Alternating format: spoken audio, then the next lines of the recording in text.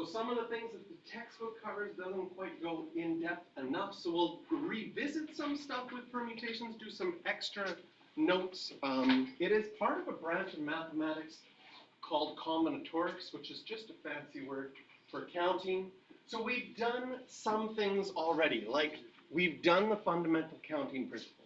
The fundamental counting principle says, make a space for each decision you need to make. So in this example, you have to decide on the color, the transmission, and the interior. And then in each of those decisions, you write how many choices you have. So you would have 3 choices of color, 2 choices of transmission, and 2 choices of interior. So this car company could make 12 different cars.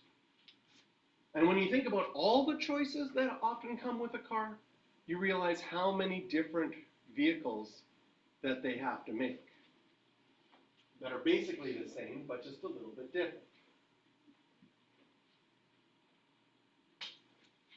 So we've done these questions with numbers, and one of the things that sometimes comes up is sometimes they say with repetition and sometimes they say without repetition.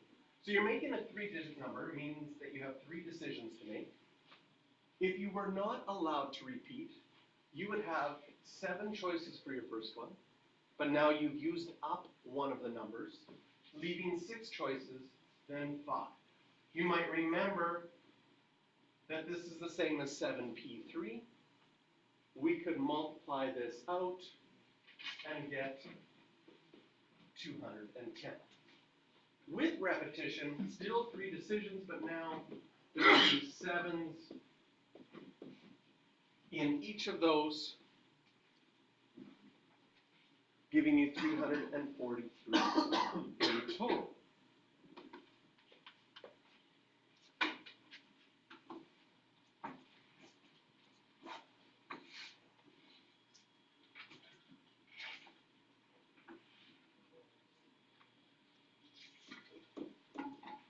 I want you to add to this.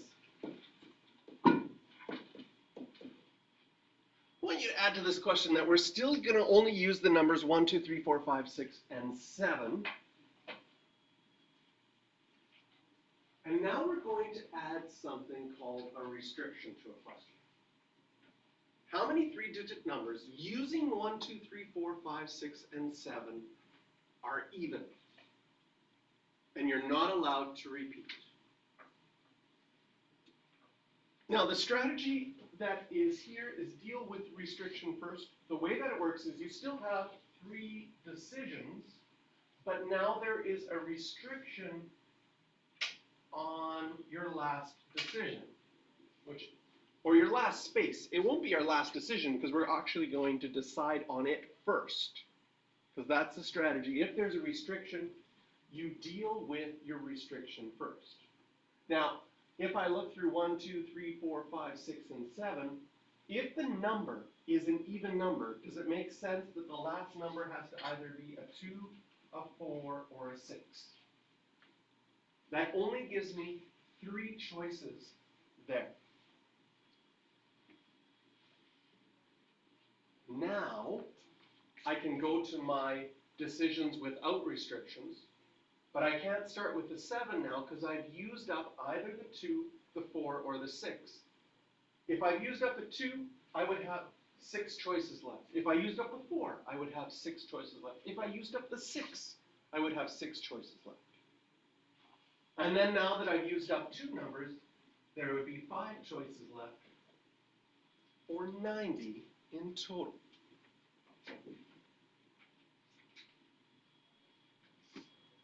Look what happens if you don't deal with the restriction first. Don't write this down, but just, I'm going to do it in red. Don't write the red down. If you went, okay, I know that this has to be even. I'm going to put any number there, so I put 7.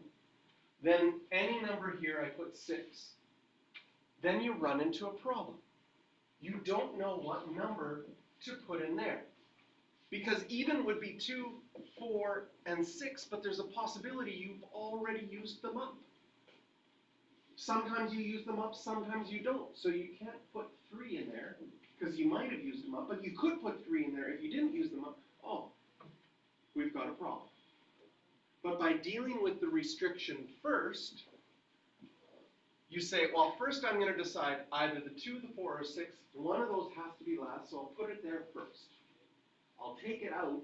Then it doesn't matter which one I've taken out. I have 6 choices left, then 5 choices. So I want you to try this same question with the numbers 1 to 7 for odd. So now the last digit has to be odd.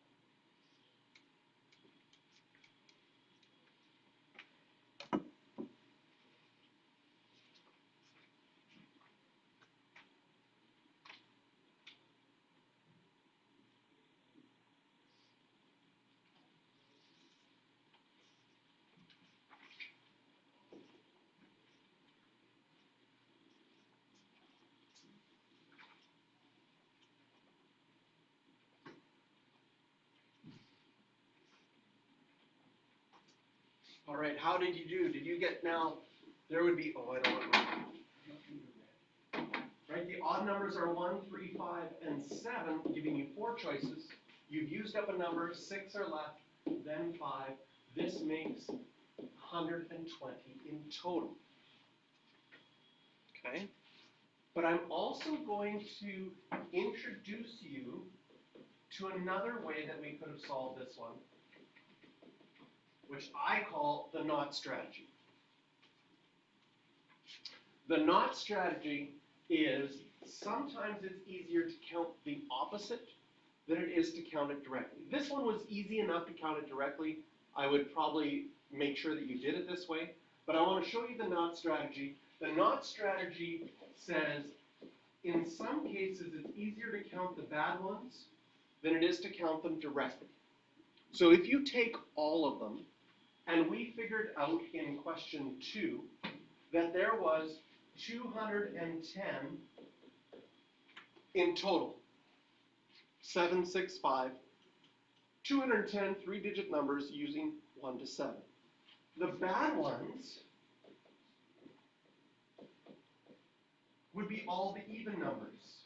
And we counted that in example 3. We counted that there were 90 even numbers. Does it make sense if there's 210 numbers in total, and you subtracted the even numbers, that what you would be left with is the odd numbers? So in this example, the not strategy isn't the best strategy. The best strategy would probably just to be counted directly, but we are going to use some questions coming up with the not strategy, where it's going to be easier to count the bad ones rather than counting them directly.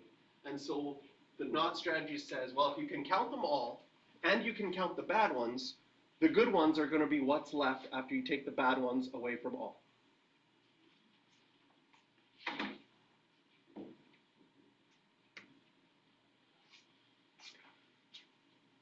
This one's a little tricky to see the restriction. How many 3-digit numbers can be created using the numbers 0 to 9 without repetition? Okay? And the reason it's tricky is you have to realize, is that a 3-digit number? Or is that 13? Isn't 13 a 2-digit number? You have a restriction here that when we go to our 3 spaces, there is a restriction on the first one that you can't start with a 0. So the question was, is 013 a 3-digit number? No. Is it a 3-digit code? Yes. If you had to type in a code to get into your locker, 013 would count as a code. but it doesn't count as a number, a three-digit number, because we would, like, it'd be annoying if you had to write zeros in front of everything before you wrote it. So we will say that 13 is a two-digit number, not a three-digit number. So if you take 0 out, does it make sense that you only have 9 choices for your first digit? It has to be 1 to 9. Then, if repetition's not allowed, you've used up one number. Something has been taken out. But then 0 gets added back in, because 0 could be the second number. So does it make sense that there would be 9 choices for your second number? And now you've used up 2 of the 10 numbers, 8 for the last one. Multiply this out, and you get 648 in total.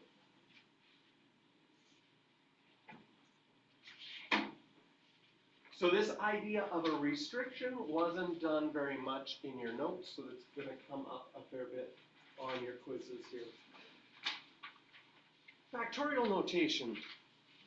Simplify each of these without a calculator and get a final answer. All right, let's see how you did. When you're simplifying, you can always expand the bigger one until you get to the smaller one. Because the smaller one then would just simplify. The first one is equal to 42. Same thing on the second one. I'd start expanding the biggest one until I get to 6. That will cancel out with the 6's. I can expand 4 and get 4 times 3 times 2 times 1. Can you see that on the bottom, that I'll do it in purple here, 4 times 2 is 8. So that would cancel out with the 8. Okay? And mental math-wise, can you see that 9 and 3 would simplify just to be a 3 on the top, because 9 divided by 3 is 3. Now when I look at what's left, I have 10, 3, and 7. 7 times 3 is 21 times 10, 210. So I color-coded that so that you could see that the 6 factorials easily cancel out. 4 and the 2 on the bottom makes an 8. That would cancel out with the 8. And the 9 divided by 3 can be reduced to just 3 over 1. Now everything's gone on the bottom, and I'm just left with 10 times 3 times 7. And when you get to variables, again, you expand the bigger one. N plus 2 is bigger than n. You subtract 1, so 1 less would be n plus 1. And you keep going until you get to the one that's on the bottom. And so this simplifies to n plus 2 times n plus 1, which if you multiply that out, would be n squared plus 3n plus 2.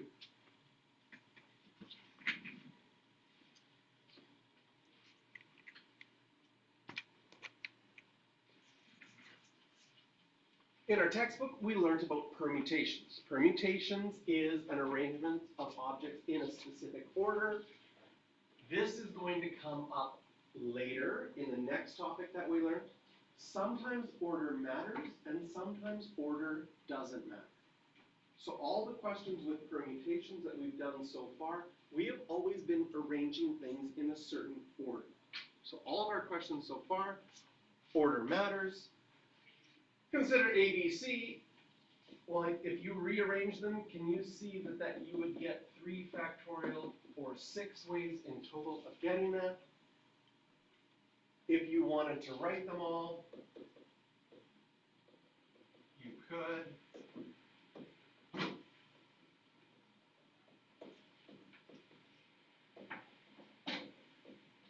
But the fundamental counting principle lets us count that very quickly. And in permutations, the factorial symbol comes up a lot. So we have our permutations formula. That's on your formula sheet.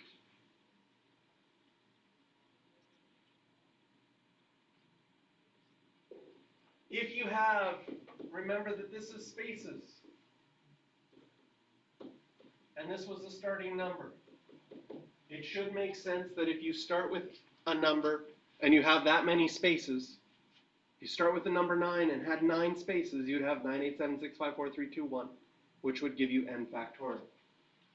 One of the reasons that I wanted to show you this is that this is where this formula gets a 0 factorial. And in our notes we said it's 0 factorial is equal to 1. This is the reason it has to equal 1, is so that it makes sense in the formula. Sometimes in the formula you get a 0 factorial. Therefore, it makes sense for the formula still to work.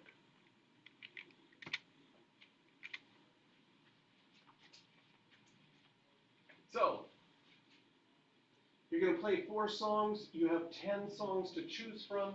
If the order matters, you'd have 4 decisions, 10 choices, 9 choices, 8 choices, 7 choices. This is the same as 10p4. 4 spaces starting with 10.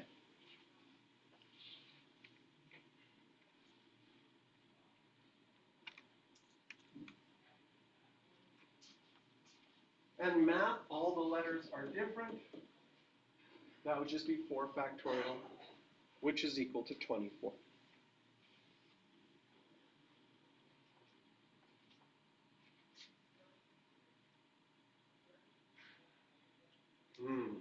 I like this question. Not because I want people to come. Well, I like this question because it's a little, your brain plays a trick on you in this question a little bit. Okay? You imagine that there are 12 desks and 5 people are coming from math help. The number one mistake that happens in this is because students sit in desks, people make 12 spaces. Because you're so used to putting people into desks that you want to make spaces for the desks and put them in there. You have to remember that your spaces stand for decisions. So how many decisions get made? Well, the first person comes in and they have to decide where they're going to sit. Does it make sense that they would have 12 choices? Decision number 1. The second person comes in and they have to decide, then the third person, fourth person, fifth person. There's only 5 decisions. First person comes in, sits anywhere. Second person comes in, right? Right? How many choices do they have? 11, because it's very awkward if they sit in the same desk as the person that's already there. Right? You want to make math help awkward? One person's in there, you go and sit on their lap. They'd be like, what the heck is happening? Then you never come for math help. So then 11 choices, then 10, then 9, then 8. If you have lots of spaces, the formula is nice, 12p5, because you can type it quickly into your calculator to get an answer, rather than, you go to a university class. There are 400 seats in the auditorium, and the university class has 300 people. You do not want to make 300 spaces for the decisions and start with 400, 399. It's going to be much nicer to use the formula.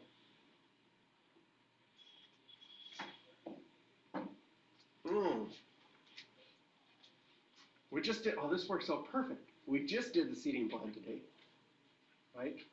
We have 2 people missing. So if we use the desks that we're not going to use the empty desks. Just the desks that you have. There's 1, 2, 3, 4, 5, 6, 7, 8, 9, 10, 11. If we just used the 11 desks for 11 people, it would be 11 factorial, right? But if we used all the desks, we have 33 desks in here. And you have to make, for this class, 3, 6, 9, 11 choices. That's going to be a huge, huge number of possibilities of seating plans. Well, the one year, we were doing this, and I said, okay, we'll just do the desks that are here. And I'm going to give everybody an opportunity. I hit random on there. Can you guess the seating plan? And I said, if you guess the seating plan right, You get 100% in the course, you don't have to come back. Oh, people are excited. They're like, okay, try it. It's still hard. Like even if we just do 11 factorial on your calculator, and 11 is a small class, so you're like, oh, this might be possible. That's still 39 million options at 11 factorial. You have a 1 in 39 million chance of getting it right. And then I probably shouldn't have done this. But for one student, like, different people guessed, and got you and you said first one, like, yes. And you said the second, I don't think, yes. And I went through the whole thing, and I was like super surprised. Like they got it all right. I was lying the whole time. They were getting excited. Everybody was getting excited. Except me. It was fun.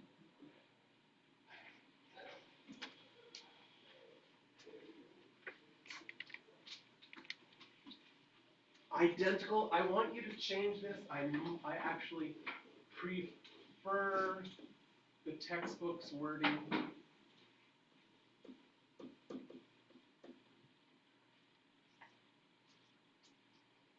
The next thing we looked at in our class was permutations with identical objects. So what do? These are Mississippi questions.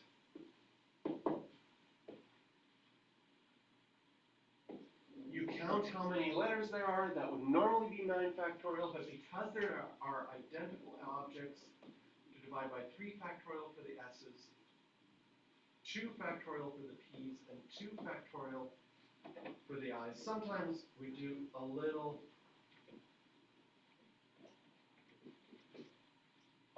explanation underneath just to say where we got our numbers from.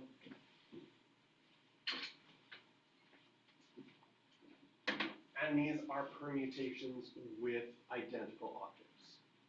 So the hard part is recognizing, are the objects identical? If they are, I try to make some sort of word, like egg, Mississippi, make some sort of word or letters to represent the situation you're trying to solve, and then solve it like a Mississippi question. So for example, contractor sold model homes of type A, B, and C, 3 model A, 4 model B, and 2 model C. So writing that as a word, 3 model A, choose letters for each. Normally this would be 9 factorial, but we have 3 A's, 4 B's, and 2 C's. And this is all the ways that we can arrange things on the street.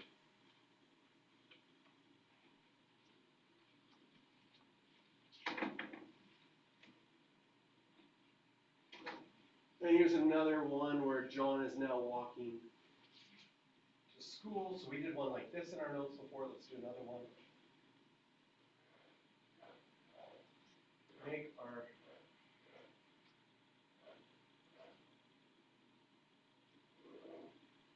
by 3. This is his home.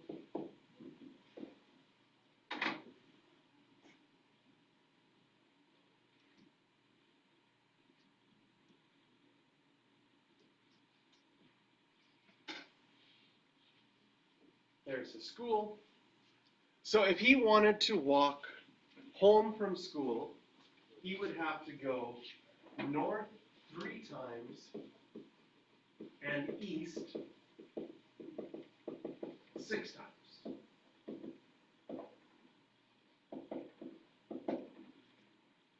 So this would be the total. Okay? So we can do this with identical objects if it's just one direction and it's easy. But if we add a situation to this story. So John is walking from school to home, and now John always has to walk past Betty's house. So John is now walking home from school, but he's always going to walk by Betty's house. So we were figuring this out. Now we would use the counting with the numbers on here. And if he's going past Betty's house, does it make sense that we would now have to block off this? He would never go here or here. So if we were counting this, these pathways would all be 1, and you can always count a new pathway by adding the previous pathways. So 1 plus 1, this would be 2, 2 plus 1, 3, 3 plus 1, 4, 4 plus 1. There would be 5 ways that he could get to Betty's house. And then, this would be 5 plus 0, and this would be 5 plus 0, this would be 5 plus 0, and this would be 5 plus 0. Because his only way of getting to this one on his way home would be going up. 5 plus 5, this will be 10, 15, 15. And now there would be 30 ways he could walk home if he had to walk past Betty's house. Okay?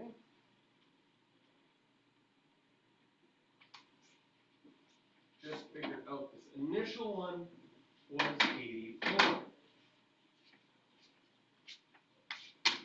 Now we could add a part C to this question.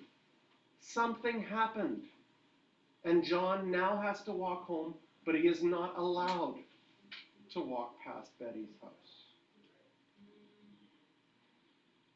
Court order. I don't know. So this would be where you would use the not strategy. If we figured out that there are 30 ways that he could walk home by going past Betty's house, and we know that there are 84 pathways in total, does it make sense that there would be 54 pathways left that don't go past Betty's house? So there's 2 ways we could do the not going past Betty's house. One is the not strategy and saying 84 minus 30, because 30 go past Betty's house. Or the other way would be to start this again, and at Betty's house, now block that off, and do the counting strategies from there, where you're like 1, 1, 1, 1, 1, 1, 1, 1, 1, add them up, 2, 3, 4, 3, 4, 3 plus 3, 6, 6 plus 4, 10, 10, 20, can't go there.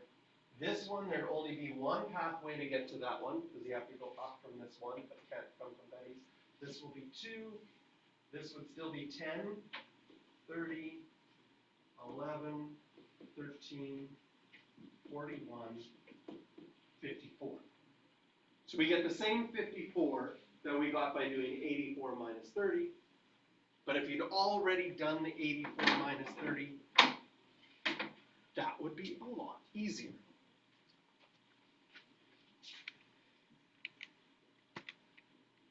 Okay, this is where we are going to stop for today.